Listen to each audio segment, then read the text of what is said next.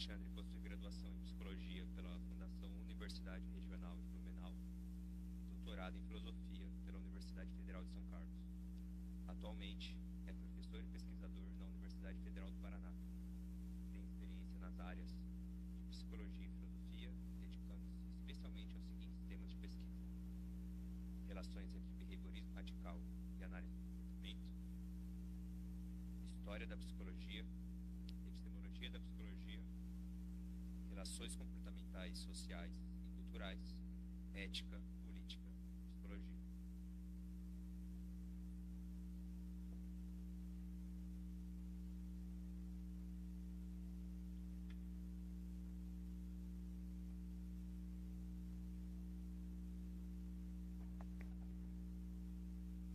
Já coloquei meu cronômetro aqui também para a gente ir juntos aí tentando controlar o tempo.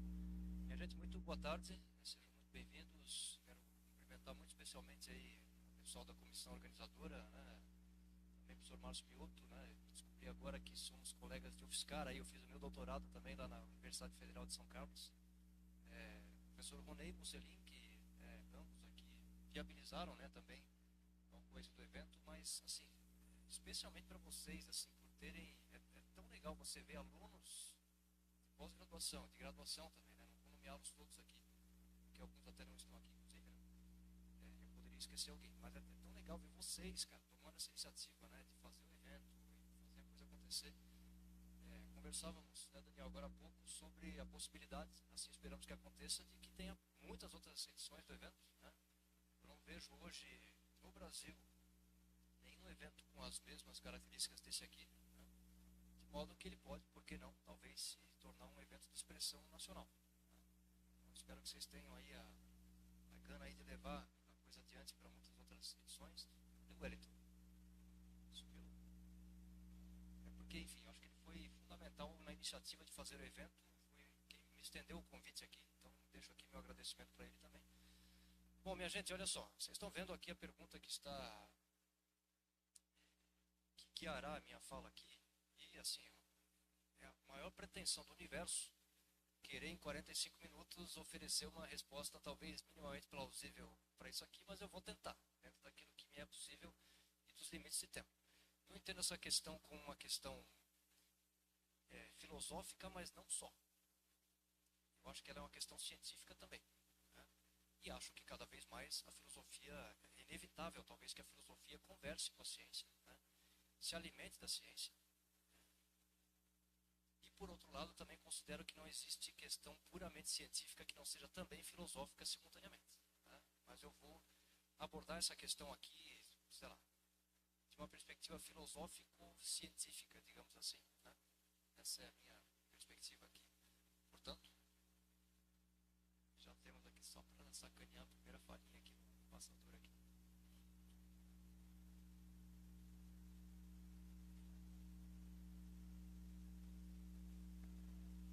Tem um igual, cara, vocês vão gostar da pilha aqui.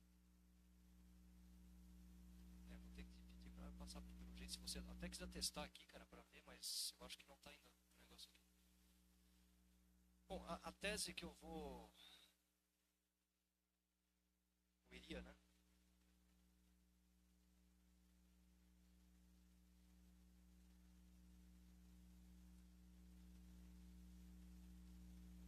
Será que vai? Vamos ver. Se eu vou pedir teu socorro aqui, se a coisa não for, tá? A tese que eu vou defender aqui, esses 40 e tantos minutos, é de que nós temos boas razões, dados e argumentos para pelo menos considerar seriamente a possibilidade, a hipótese de que o comportamento humano não é livre, tá? Naturalmente, eu não estou apresentando isso aqui como uma verdade absoluta, indiscutível, etc. A ideia é que nós discutamos a hipótese, né? Mas a mim me parece que há um conjunto de dados e argumentos que nos permite levar esta hipótese a sério, tá? E pronto, né? Não temos aqui o passador. É que eu preciso apontar para cá, né, cara? Será que funciona? Ah, talvez. Na minha cabeça fica apontando para a tela aqui, cara. Aí não dá, né? Mas mesmo assim ele tá me sacaneando aqui. Como o professor Márcio destacou na apresentação dele, não tem como fazer psicologia sem que você se localize em um certo território epistemológico, psicológico, etc. Eu sou analista do comportamento. Filosoficamente, significa que eu sou um behaviorista radical. Uma expressão que não é muito vendável e não faz bom marketing daquilo que nós pensamos e fazemos. O Skinner não era nem um pouco bom de marketing. Mas eu parto, sim, de uma posição específica na psicologia e, sim, a minha posição em relação a este tema, que é um tema que me é pessoalmente muito caro, é fortemente influenciada pelas posições do Skinner, muito especialmente por esse livro aqui. Tá? Que eu, sempre que me perguntam qual foi o livro mais importante que eu já li na vida, eu sempre respondo, foi esse.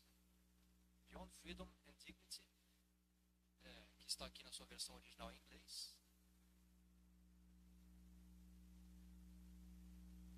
E que eu li nesta versão pessimamente traduzida, chamada O Mito da Liberdade. Vocês percebem já de início que o título foi mal traduzido e o livro tem alguns problemas sérios de tradução. Eu só fui saber disso muitos anos depois, mas eu li este livro aqui quando eu era graduando em psicologia. E ele foi um livro arrasador para mim. Né? Ele me fez ver a vida de uma maneira completamente diferente, né? A partir do momento em que eu o li. Né? Não vou me estender, eu vou fazer em breve aqui uma síntese do que a gente tem nesse livro, mas apenas para comentar aqui com vocês também. Os nossos colegas portugueses de Portugal fizeram a melhor tradução para a língua portuguesa deste livro, para quem quiser ou precisar ler em português. Chama-se Para Além da Liberdade e da Dignidade.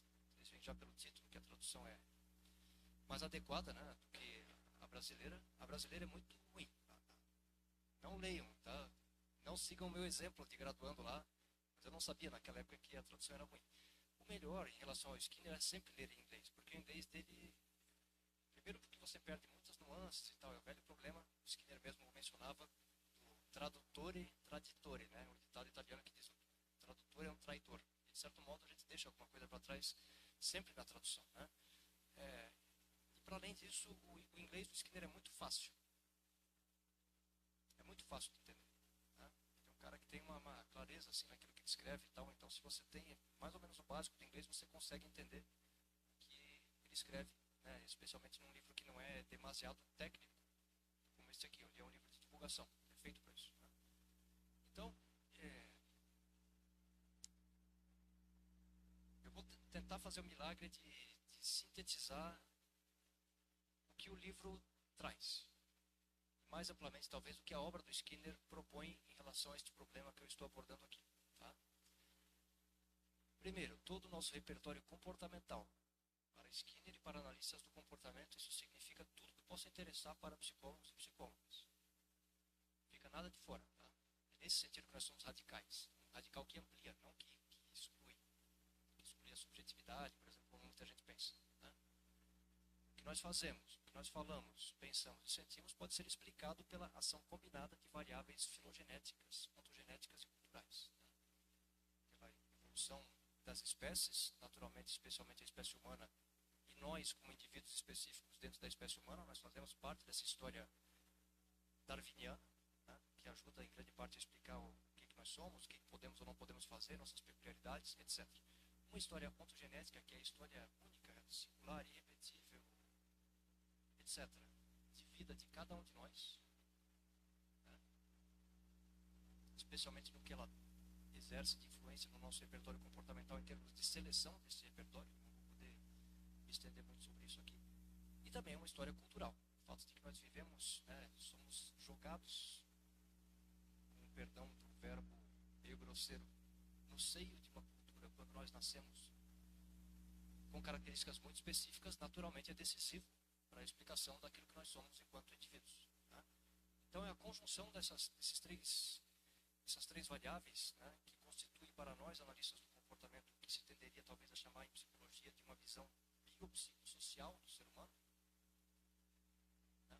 É a conjunção dessas três histórias seletivas que resultam em cada um de nós, enquanto indivíduos singulares, com o seu todo o repertório comportamental poderia ser explicado pela conjunção dessas três histórias, certo? No nível ontogenético, o comportamento humano é controlado por 4 operações básicas. Tá? Eu não vou ter condições de dar uma aula de introdução, análise do comportamento aqui, mas assim, muitos de vocês quem aqui fez graduação em psicologia? Levanta a mão, é só para eu ver. Hein? Já estudou, por exemplo, isso aqui, então? Tá. Acho que é um pouco mais de 2/3 aqui, né, tem alguma familiaridade e tal. Isso é o básico do básico em análise do comportamento, né? Reforços é qualquer operação que aumente ou mantenha a frequência de uma classe de respostas. Punição são operações, por sua vez, que diminuem a frequência de certas classes de resposta. Positivo, significando que isso é feito por meio da adição ou aumento de um estímulo no ambiente. Negativo, significando que isso é feito por meio da retirada ou eliminação ou redução de um estímulo qualquer no ambiente. Esse é o básico do básico, né?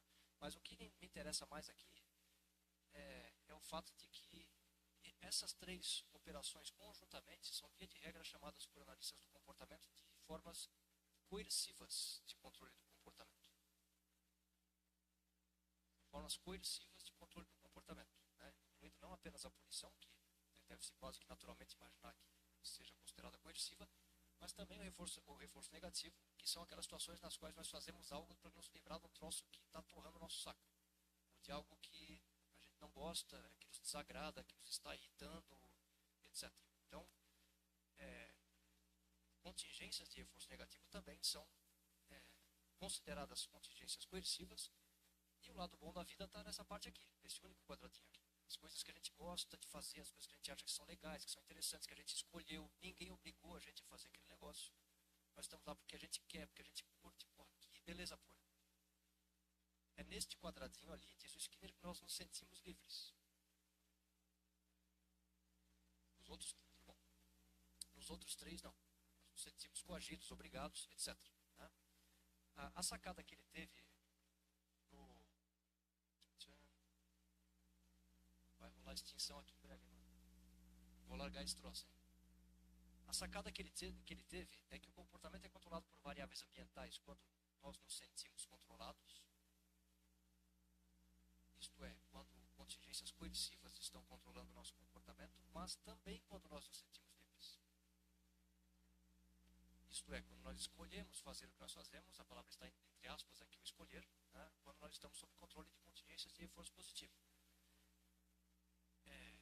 Essa é a grande virada de chave que o Skinner dá no Beyond Freedom and Dignity. Né? E o fato de que em algumas situações nós nos sentimos livres, naquelas, especialmente em que estamos sob controle de contingências de reforço positivo, não é uma evidência de que nós de fato somos livres. E de fato, palavras quase literalmente do Skinner, nós estamos sendo tão ou mais poderosamente controlados pelas contingências de reforçamento positivo justamente porque a gente não tende a reclamar delas. Para nós está tudo bem. Pô, eu escolhi esse troço aqui. Como é que eu vou reclamar de um troço que eu mesmo escolhi, que estou curtindo aqui e tal? Então ele falou ali, olha, ali tem controle também. Né?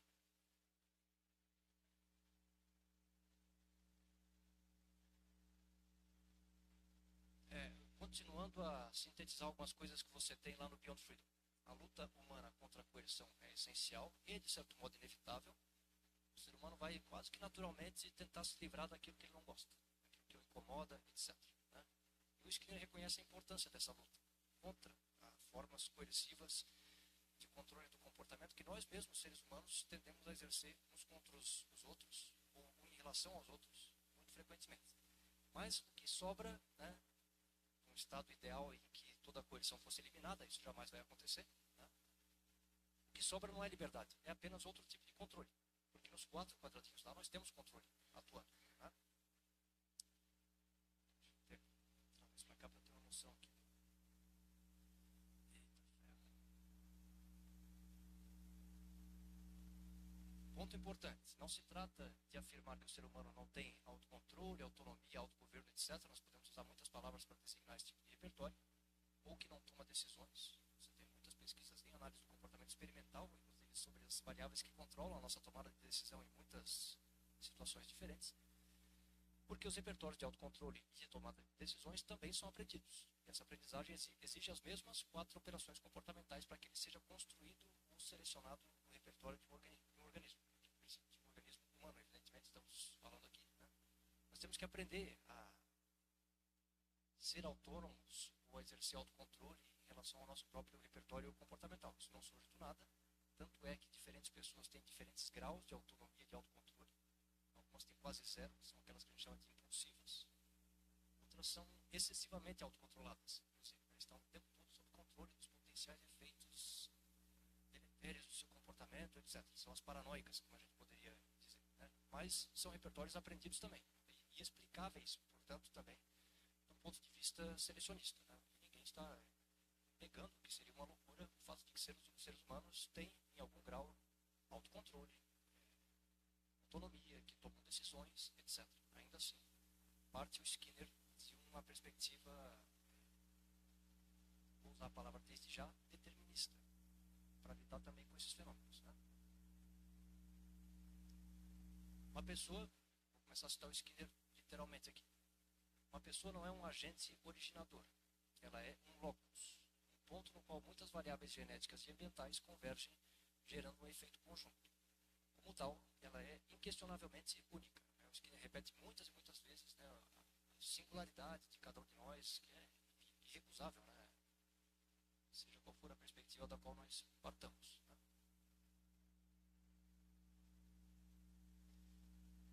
E eu vou citar apenas 3 de muitas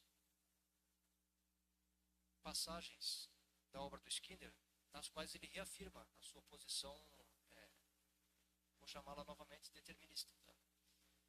Veja, para ter uma ciência da psicologia, precisamos adotar o postulado fundamental de que o comportamento humano é um dado ordenado.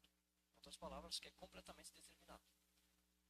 Se vamos usar os métodos da ciência no campo dos assuntos humanos, devemos pressupor que o comportamento é ordenado e determinado.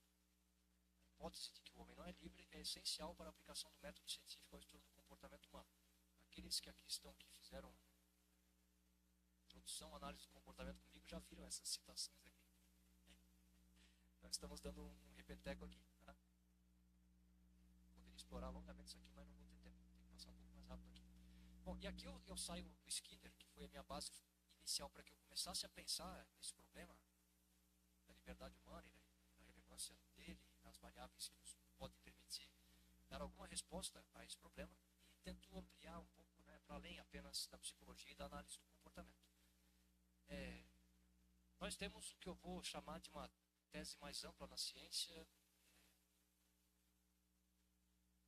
vou arriscar dizer que é uma tese aceita talvez pela maioria dos cientistas, obviamente que não posso afirmar que é pela totalidade, mas de que todos os eventos no mundo mantêm relações de dependência uns com os outros. Faltou uma palavrinha aqui. Ou ainda que, dito de outra forma, nada acontece por acaso ou de modo não causado. Os fenômenos todos estão em relação uns com os outros, né? E no mundo nada acontece de uma maneira absolutamente espontânea. Nós precisamos olhar para essas relações entre os processos naturais e sociais para que nós entendamos por que eles acontecem no fim das contas, né? Vejam, eu já vou mencionar esse aspecto que vem sendo cada vez mais mencionado nesse tipo de discussão contemporaneamente, desde já, que não é preciso assumir uma causalidade mecânica para fazer uma afirmação como essa. Modelo de causalidade mecânica. Modelos de causalidade probabilística, ou mesmo a constatação de indeterminação no nível quântico, não resultam logicamente em comportamento livre. Isso é uma longa discussão que eu vou ter que passar muito rapidamente aqui. Mas eventualmente as pessoas dizem, não, mas se você olhar no cérebro lá, se você olhar no cérebro da pessoa, você vai ver que no fundo tem coisas quânticas acontecendo num nível microscópico, se você observar, no cérebro e tudo mais no universo. Né? Todos os processos, a depender de quão microscopicamente você observe, você vai encontrar processos quânticos, no fim das contas. Né? Derivar daí a conclusão de que, portanto, nós somos livres, talvez não seja um bom argumento. Ou pelo menos algumas pessoas assim afirmam, como por exemplo este camarada que é neurocientista e filósofo, chamado Sam Harris. Né? Ele tem este livro aqui chamado Free Will, cuja leitura eu recomendo bastante. Esse livro não teve tradução para o português, mas ele é um livro relativamente pequeno, deve ter uns 80 páginas apenas, conciso nos seus argumentos. E custa aí, para importar, deve custar uns R$ 70, não é nada tão caro assim, para quem eventualmente tiver interesse. É um livro bastante interessante e provocativo. Né? Uma das coisas que o Harris diz lá é o seguinte, em relação a essa questão do determinismo quântico e tal, né? Se a minha decisão de tomar uma segunda xícara de café esta manhã se deveu a uma liberação aleatória de neurotransmissores, como a indeterminação do evento iniciador poderia ser considerada o livre exercício da minha vontade? Coincidências probabilísticas são, por definição, aquelas pelas quais não posso reivindicar responsabilidade. E se certos dos meus comportamentos são realmente resultado do acaso, eles deveriam ser surpreendentes até para mim. Ele termina dizendo: imagine como seria sua vida se todas as suas ações, intenções, crenças e desejos fossem aleatoriamente autogerados dessa forma. Você viveria como alguém sendo sacudido por um vento interno sobre o qual você não tem nenhum controle. Né? Isso não parece muito próximo do retrato do que a gente entende como livre-arbítrio ou autodeterminação. Né? E para além disso, isso aqui é uma síntese do que parece. Nós podemos constatar, observando sei lá, todas as ciências assim chamadas humanas e sociais, há o fato talvez óbvio de que nós não escolhemos as variáveis que moldam aquilo que a gente genericamente chama de nossa personalidade, nosso caráter, nosso jeito de ser, nossos genes, a época e o lugar onde nós nascemos, nossos pais, a forma como nós fomos educados, os grupos e a cultura nos quais fomos criados. As ciências humanas e sociais no seu conjunto identificam um conjunto tão absurdamente volumoso de variáveis geográficas, históricas, econômicas, políticas, etc., que influenciam todas elas o comportamento de todos nós, grande parte das quais nós não temos nem sequer consciência, não sabemos descrever, que fica muito difícil que a pulga não fique atrás da sua orelha num certo momento dizendo assim: pô, mano, talvez não tenha tanta autonomia aí nessa história quanto nós gostamos de pensar. Tá? Ou talvez não haja autonomia em absoluto, que é a tese mais forte. Tá? E me parece também, gente do céu, vou ter problemas aqui, mas vamos lá. Sempre me pareceu que a balança empírica, se nós podemos assim nomeá-la, pesa naturalmente em favor da tese da determinação do comportamento. Não só na psicologia, mas em todas as ciências que identificam variáveis que influenciam o comportamento humano. Eu estou me referindo a todas as ciências assim chamadas humanas e sociais. E, de certo modo, é difícil arriscar isso, mas vamos lá. Talvez a todas as psicologias também. Não apenas a análise do comportamento, que eu não estou falando aqui agora, nesse momento, só para analista do comportamento. Estou falando para todo mundo que potencialmente tem interesse nesse problema. Né? Então, a análise do comportamento é uma linguagem específica por meio da qual você pode identificar e falar sobre variáveis que influenciam o comportamento humano. Mas o psicanalista que afirma, por exemplo, o seguinte: olha, este padrão de comportamento que este cara aqui com 45 anos de idade está apresentando nesse momento, a relação com a sua esposa, tem relação com um fato histórico de que ele não resolveu o complexo de Édipo dele na sua infância da maneira X ou Y. Esse cara está colocando um pequeno pezinho na balança empírica que sugere, cara, pode ser que no fim das contas você vai juntando esse volume enorme de variáveis, descritas com diferentes tipos de linguagem, a partir de diferentes ciências humanas e sociais, e aí vocês perguntam: mas esse cara tem algum controle que seja, no fim das contas, sobre o seu comportamento, mesmo que ele subjetivamente, no caso de todos nós aqui, que subjetivamente nós pensemos que sim, eu poderia estender isso aqui também, mas não vou arriscar não, porque o tempo aqui vai. É bem verdade também que existem alguns experimentos interessantes, especialmente no campo da neuropsicologia, desde os anos 80, que sugerem que antes de termos consciência de uma decisão, ela já está definida. O mais famoso deles, por ter sido o primeiro, é esse do Libet e colegas aqui de 83. Vou tentar passar por isso rapidamente aqui, mas tem esta.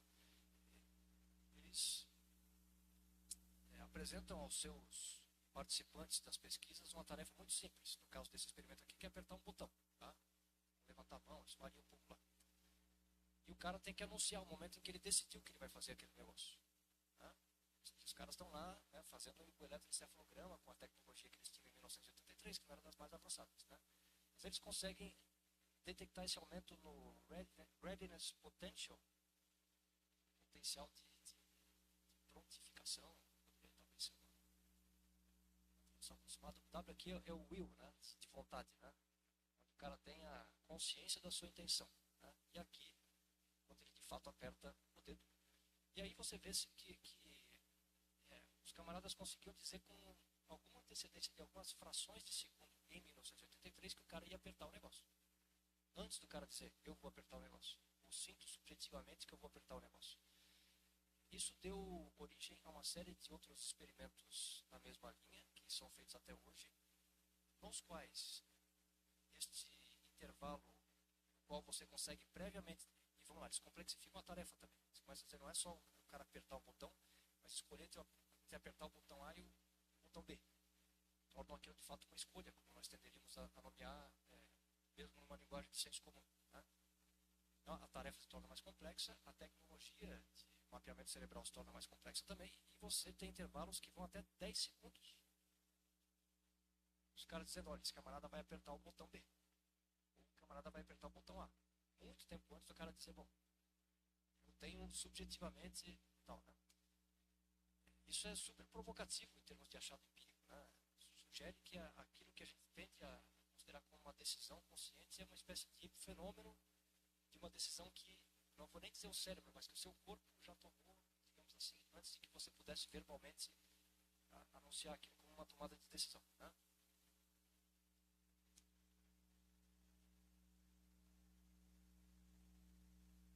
O Sam Harris, aquele autor que eu citei agora há pouco, sintetiza esses achados dizendo o seguinte: um fato agora parece indiscutível. Alguns momentos antes de você ter consciência do que fará em seguida, um momento em que você subjetivamente parece ter total liberdade para se comportar como quiser, seu cérebro já determinou o que você fará. Como skinneriano, eu tenderia a dizer que o seu corpo já tomou a decisão, e não apenas o seu cérebro, porque os cérebros não fazem nada de muito interessante sozinhos, embora sejam essenciais, naturalmente, para tudo que nós fazemos, né? Mas vamos lá, você então se torna consciente dessa decisão e acredita que está no processo de tomá-la, né? A respeito do fato de que nós temos esses achados experimentais relevantes, como já apontei agora há pouco. Bom, vamos lá. Então é aquilo que eu consigo apresentar em poucos minutos aqui e tal, né? Sugerindo, talvez, né? Não, que a tese seja plausível, para dizer o mínimo. Né? Ela é uma tese muito difícil de aceitar.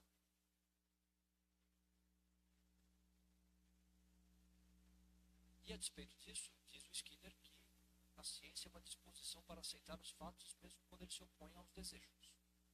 Isso é muito mais fácil de falar do que fazer. Porque a gente vive batendo o pé em relação a coisas que não tem muita lógica, que não tem apoio na... que eu vou chamar com perdão de estar dirigindo uma plateia de pessoas interessadas em filosofia da realidade dos fatos. Né? A gente faz coisas meio ilógicas, assim, né? Muito frequentemente. Deixa eu ver o que tem no slide seguinte aqui, só para ver se eu não estou... Ah, tá. Não, você não tem muita pesquisa sistemática mostrando o que pessoas do senso comum, cientistas no mundo inteiro pensam sobre a questão da determinação do comportamento. Tá? As pesquisas são muito esparsas, mas eventualmente você tem algumas pesquisas, eu não vou mencioná-las aqui. Mas só para tentar resumir um pouco assim, o cidadão comum é decididamente contra essa ideia de que o comportamento é determinado, que nós não temos liberdade. Não quer nem saber daquele troço. Entre os cientistas, esta rejeição tende a ser um pouco menor, mas ainda é muito grande. Mesmo para caras que aceitam teses como as que eu estou, ou pressupostos como os que eu estou apresentando antes, e que todos os eventos têm relações causais entre eles, os caras concordam com aquilo ali. Você pergunta para o cara, cientistas de diferentes áreas, então, você acha que o comportamento... Não. Olha, nós somos diferentes, nós temos livre-arbítrio. Então é uma tese bem difícil de aceitar. Naturalmente que se pode também, evidentemente, discutir a pertinência da própria tese, como eu falei para vocês aqui no começo, né? Mas o que eu vou mostrar rapidamente para vocês aqui, uma honra de ter os autores do estudo, os três presentes aqui, é que nós, analistas do comportamento, somos talvez um tipo de criatura um pouco diferente do resto dos seres humanos, quando nós somos perguntados em relação a este tema, tá? Isso aqui derivou foi uma iniciação científica, né? Cujos astros principais, Milena e Vinícius, os primeiros autores estão aqui presentes. Eu sou o terceiro autor, o meu querido colega Bruno Ângeles Trapação aqui presente também, é autor do artigo também. Então, é uma pesquisa bastante simples, onde a gente fazia para uma amostra de 250 analistas do comportamento brasileiros, tá? Apenas brasileiros, um conjunto de 3 perguntas. Eu vou mostrar para vocês apenas essa aqui. Não eram perguntas, são afirmações. São afirmações em relação aos quais você vai expressar a sua concordância ou discordância por meio de uma escala Likert simples de 5 possibilidades. Creio que o comportamento atual de um organismo humano ou não humano, veja que estamos incluindo não só o ser humano aqui, é completamente determinado por variáveis passadas. Então ele perguntou, online, vocês perguntaram para analistas do comportamento do Brasil, 250 deles, o quanto eles concordavam com isso. E o resultado é isso aqui. Isso aqui está em números brutos, não é porcentagem não, tá? Isso aqui são números brutos.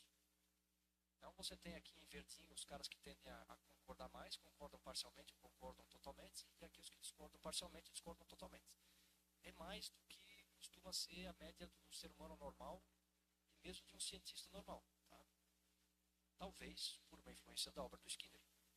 É a opção mais, é a explicação mais plausível, né, para este fato. Aqui nós temos, aqui se troca de lado um pouco, né, os que concordam, que são em maioria, estão deste lado aqui, os que discordam estão deste lado aqui. Mas apenas para abrir um parênteses rápido, né, e mostrar aqui que faço parte do subconjunto da humanidade aí que tem uma tendência, talvez, né, maior a achar que faz algum sentido essa história aí, a tese que eu estou apresentando aqui. E tudo bem, vamos para uma parte talvez final aqui da apresentação, né? E que interessa a todo mundo, naturalmente. Quais seriam as implicações práticas de aceitar uma tese como essa? Ninguém está... essa é uma tese fortíssima, né, com implicações de grande monta para a nossa autoimagem, toda a autoimagem humana ao longo da história, de autonomia, de decisão, responsáveis pelos nossos atos. A religião também entra nisso aí e tal, né?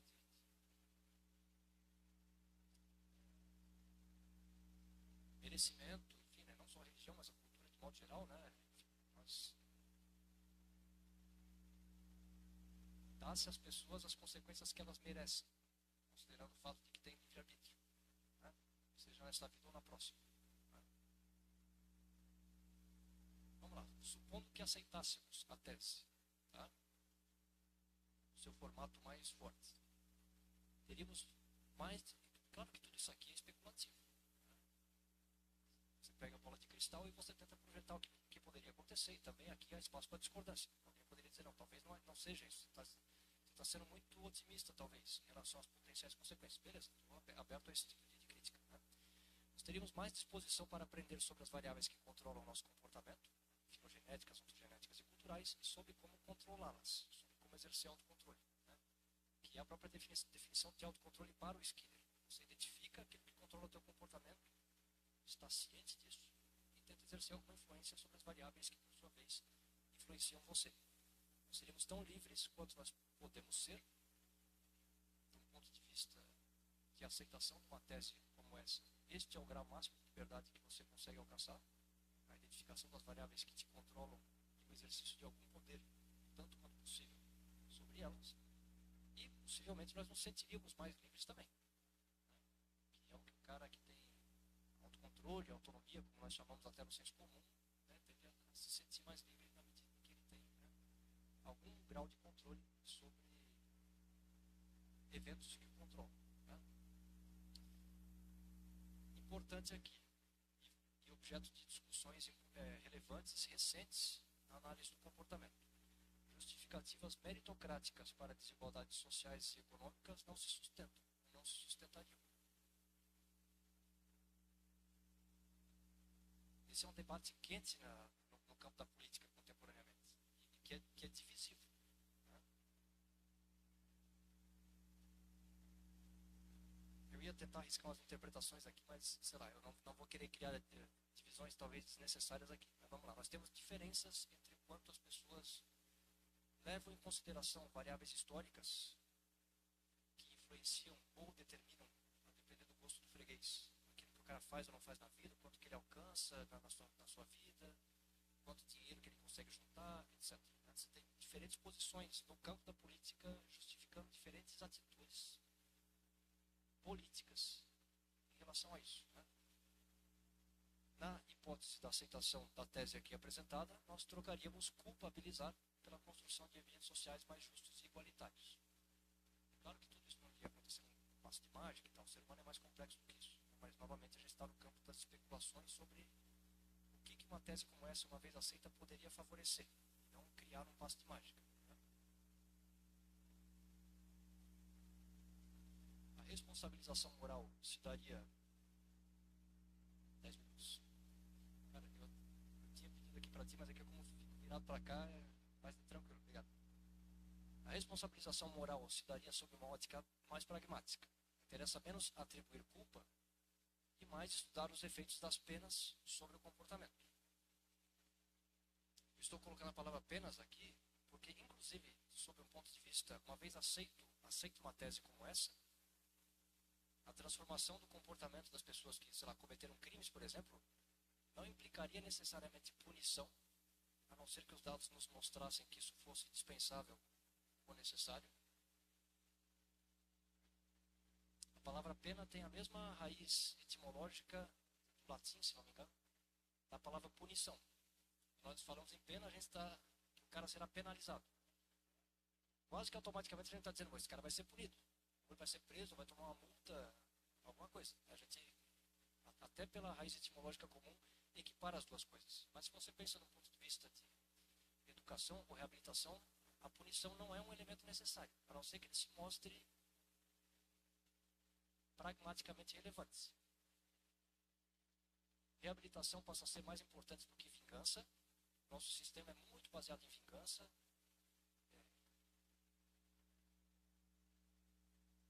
Muito embora em, pelo menos, algumas das escolas do direito se busque ensinar um certo controle destes respondentes privados, né? Não, precisamos nos vingar desse cara. E é muito natural. Pô, o cara faz alguma coisa errada, toda hora a gente vê agora na televisão aí o cara que bateu na mulher ali até a mulher quase morrer. Cara, é impossível você não ficar indignado com aquele troço, né? Isso é uma reação absolutamente natural, né? E de certo modo, pelo menos algumas escolas do direito tentam dizer que não, você não vai fazer aquilo que você teria uma tendência natural a fazer, que é ir lá e, bom, então vamos lá bater no cara também. Vamos chutar o cara até ele estar quase morto, ou então vamos matar o cara. Existem países com pena de morte, etc. Depois do devido processo legal, tal.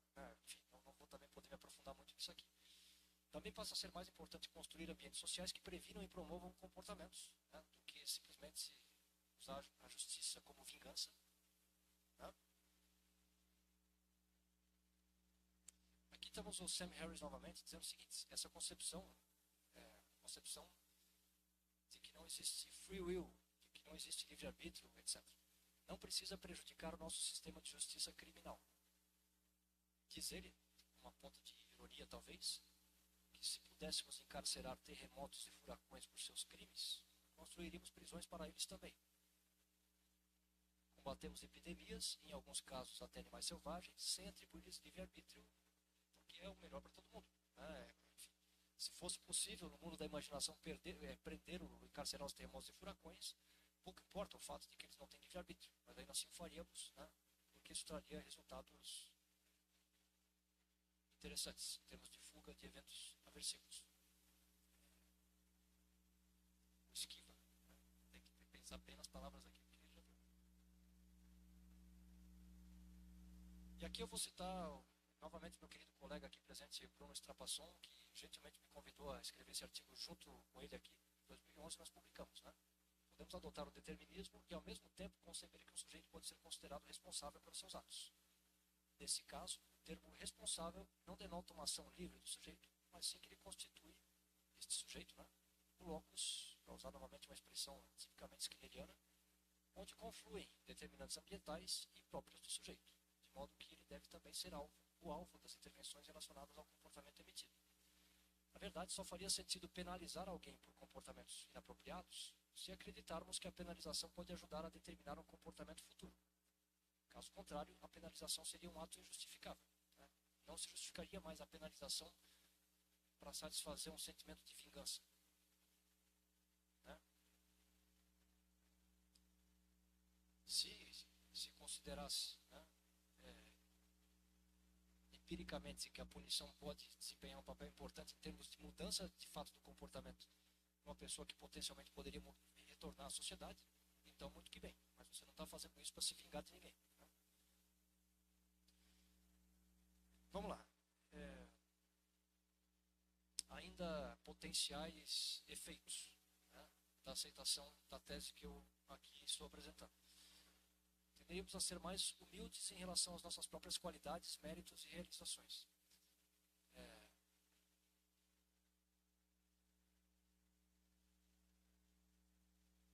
De novo, né, tudo isso aqui dá uma volta gigante na nossa maneira de pensar sobre tudo em relação ao ser humano. Mas seria um resultado natural, né? Você não ficar se gabando de que você é o grande cara. Quanto mais você olha para a sua história, filogenética, genética e cultural, e diz, porra, teve tantos acasos aí, e tantas sortes sobre as quais eu tive zero de controle, né, que talvez eu deva... Obrigado. Está batendo com o meu aqui. Talvez eu deva ser mais modesto aqui no meu auto-engrandecimento, de achar que eu sou um cara muito especial, né? O próprio Harris, né, diz isso aqui, ó, falando por experiência própria, acho que perder o senso de livre-arbítrio só melhorou minha ética, aumentando meus sentimentos de compaixão, de perdão e diminuindo meu senso de merecimento pelos frutos da minha própria boa sorte. Cara, esse troço aqui está me filmando? Cara, eu estou imaginando que você está... É isso aqui que está aparecendo na hora. Tá? Tipo, eu devo estar tampando a apresentação toda aqui, né, cara? Ah, é? Ah, não, tudo bem, então tá tranquilo.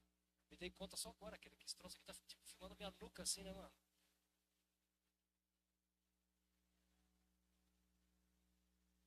E eu já vi mais de um analista do comportamento se expressando de formas muito parecidas com essa que o Harris está colocando aqui, sabe?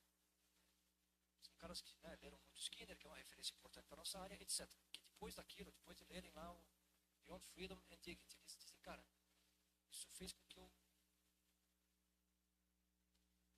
me tornasse um cara mais humilde, né? Que baixasse minha bola, que não achasse que eu sou um grande cara e tal, que eu estivesse mais ciente do enorme conjunto de acasos e de sortes que aconteceram na minha vida para que eu fosse aquilo que eu fosse, né? E também aqui, Harris novamente, eu estou me utilizando bastante aqui do livro dele, né? Mas de fato é um livro bem interessante. Obviamente essa conclusão, novamente a tese que eu estou apresentando aqui para vocês, não torna a liberdade social e política menos importante. A liberdade de fazer o que se pretende e não fazer o contrário continua tão valiosa quanto sempre foi, né? Ele está apresentando uma posição muito parecida com a do próprio Skinner no livro Beyond Freedom and Dignity, quando ele reconhece a importância de pessoas e de grupos organizados que ao longo da história humana lutaram contra formas coercivas e que nós consideraríamos hoje injustas de controle do comportamento, né? Lutaram contra o recurso preferencial à coerção como forma padrão de controle do comportamento humano, embora ainda haja muita coerção nas relações que nós exercemos de controle entre nós, o que talvez explique grande parte da infelicidade humana, né? Ou a totalidade dela, como sugeriu Skinner em alguns momentos. E uma última coisa para a qual eu também vou me utilizar do apoio de uma citação do Harris aqui para explorar. Às vezes, quando a gente discute esse tema que nós estamos discutindo aqui, essa tese, surge uma pergunta como essa aqui: bom, por que eu vou fazer qualquer coisa, afinal de contas, né?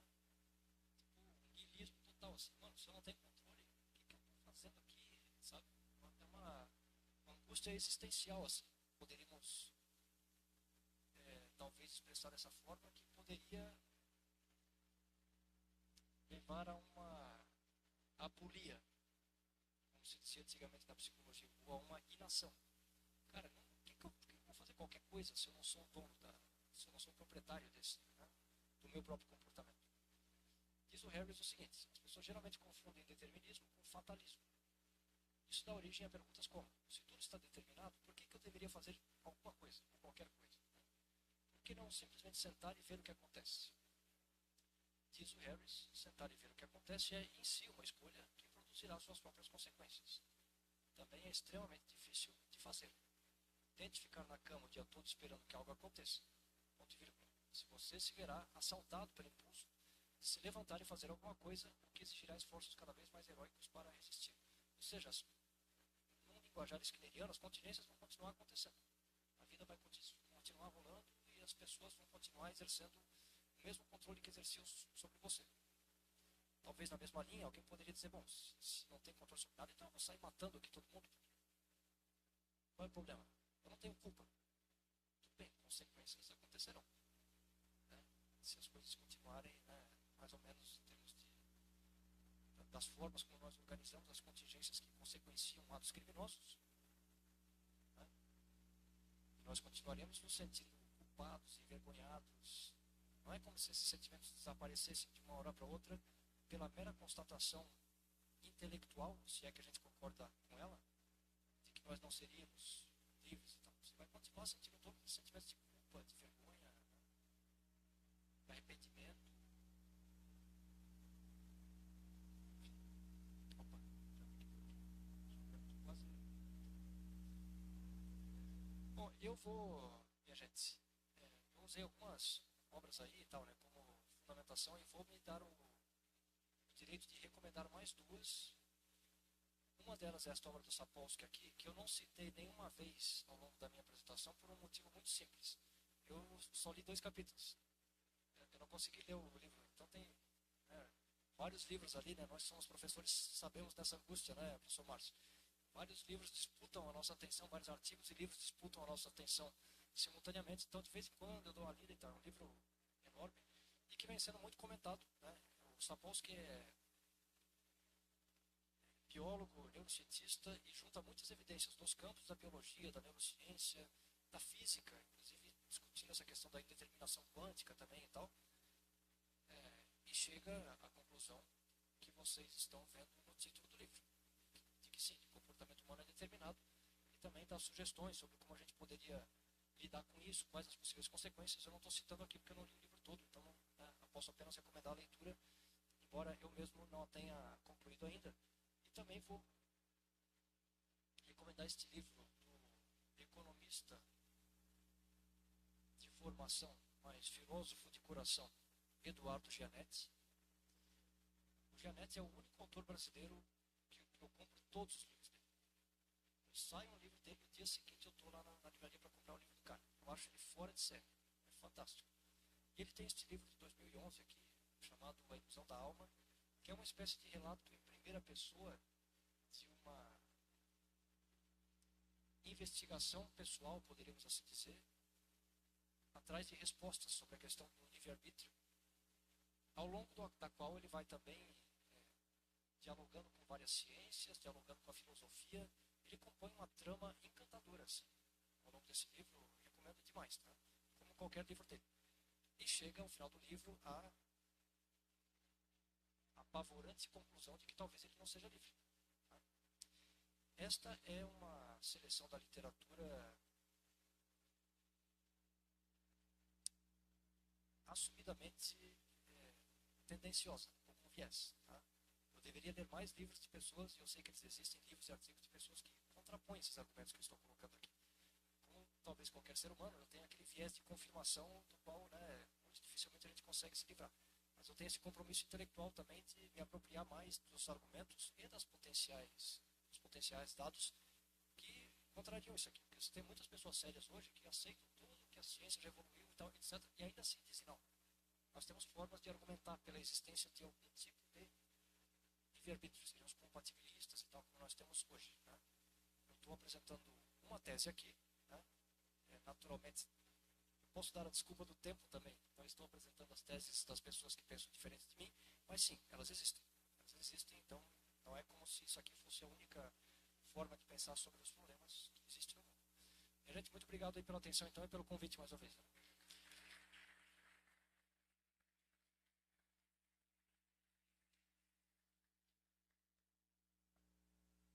Vocês que mandam, não sei se tem tempo ainda, talvez.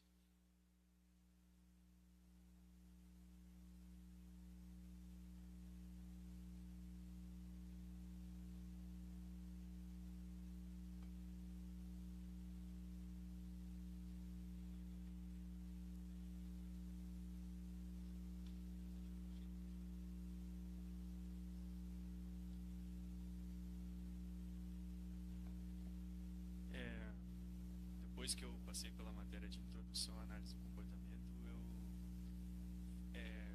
foi um choque existencial para mim, assim como foi para você, você falou. Mas eu passei a pensar uma maneira de me reconfortar, assim, de que apesar do comportamento ser determinado pelas variáveis ambientais, o universo de possibilidades, tipo, na realidade concreta, do que eu posso fazer agora ainda é tão grande que não tem por que eu me preocupar com o meu comportamento ser determinado de um jeito negativo, assim. O que você acha dessa ideia? Você acha que é pertinente? Gostaria de saber.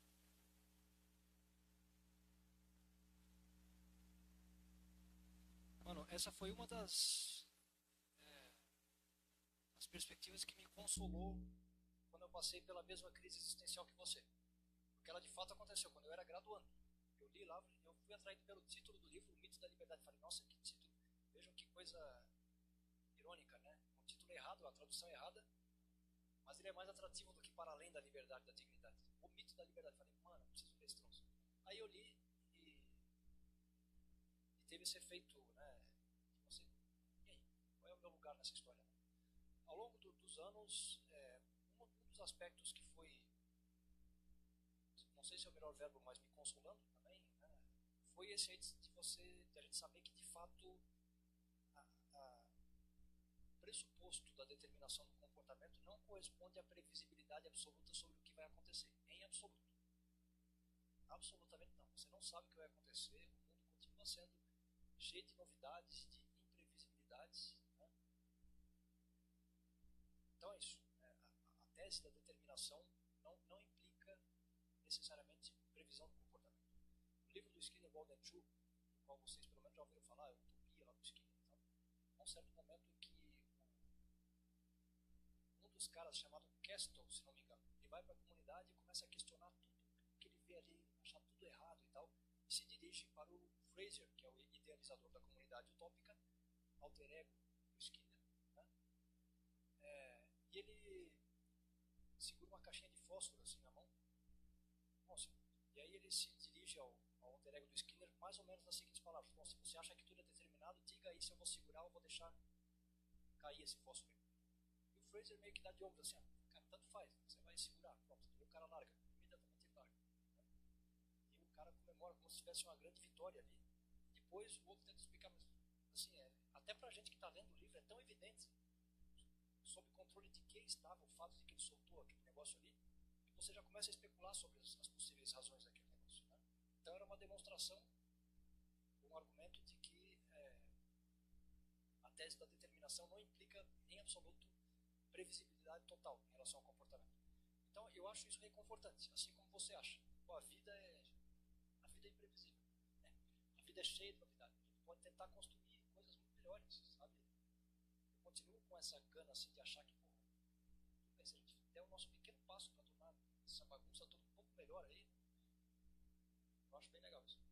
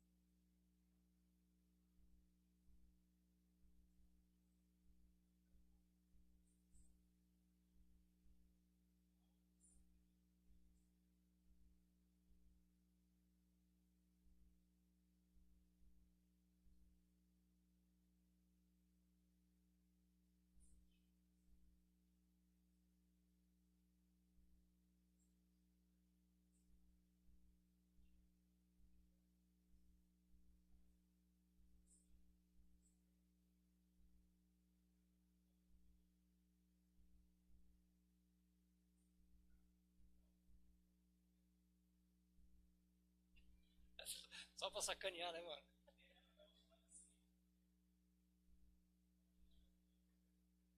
Eles tomam doce o negócio, né, cara? É.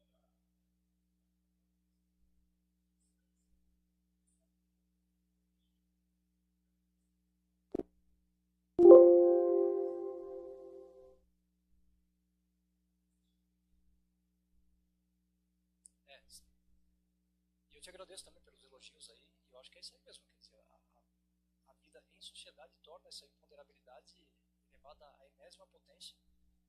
Nós, vamos lá, vou arriscar aqui. Nós jamais, enquanto cientistas, estudando com os métodos mais sofisticados, vamos chegar a algum ponto onde tudo é absolutamente. Não tem como. A complexidade da coisa, e aquilo que a gente conhece dessa complexidade é tão. Muitas metáforas já foram criadas para expressar a pequenez do nosso conhecimento. Né? É uma pequena ilha no mar da nossa ignorância, e eu acho que é exatamente isso. Né? A gente conhece tão pouco, né? E ainda assim alguma coisa a gente consegue fazer de útil com a ciência, né? Mas a imprevisibilidade prevalece. E vamos lá, dá alguma poesia para a vida, talvez, né?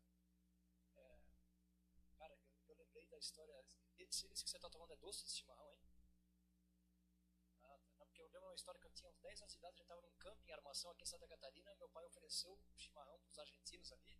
E o cara torceu a cara assim, mano, que eles tomam com açúcar o negócio, mano. Mas enfim, nada a ver aqui. Desculpa se eu tomei um. Ah, é? Que massa, cara. Nossa. Eu sou Catarina também, né? Sou de Pomerode.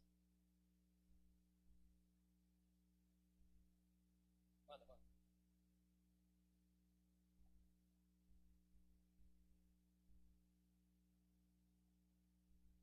No contexto, né, eu sou da filosofia, então talvez deveria ser pertinente também falar que o Sartre, ele trabalha no existencialismo e no comunismo, uma possibilidade de escolha, né, mas é uma possibilidade de escolha que, em certo momento, causa aquela famosa crise existencial, né, e você abordou brevemente as questões sociais também, o impacto disso na tomada de decisão.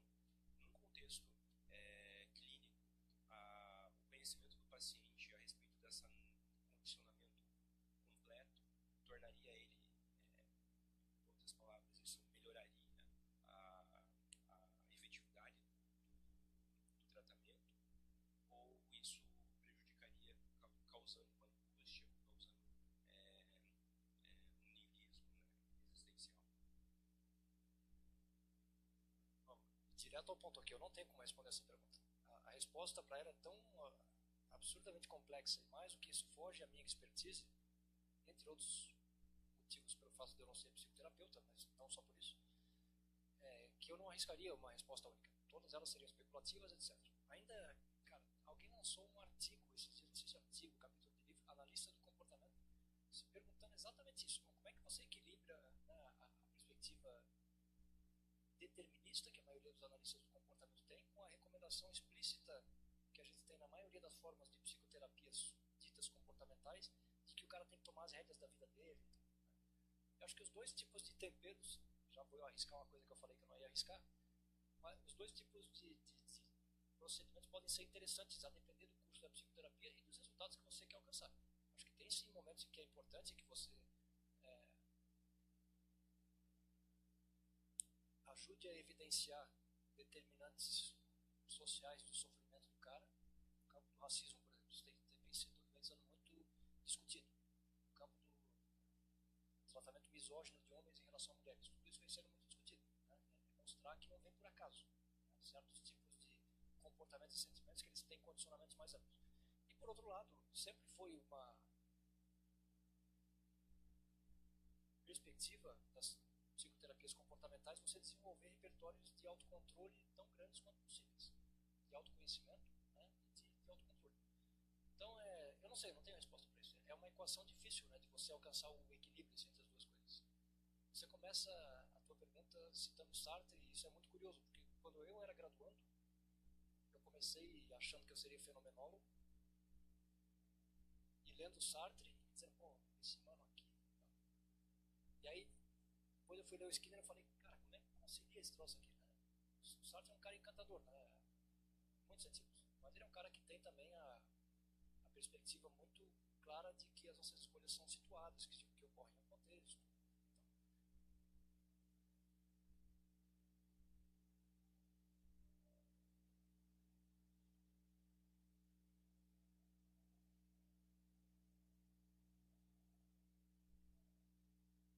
Sim, se o conceito de liberdade for esse, eu acho que o Skinner, inclusive, concordaria com essa perspectiva.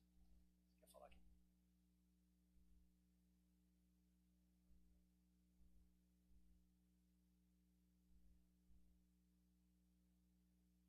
Sim.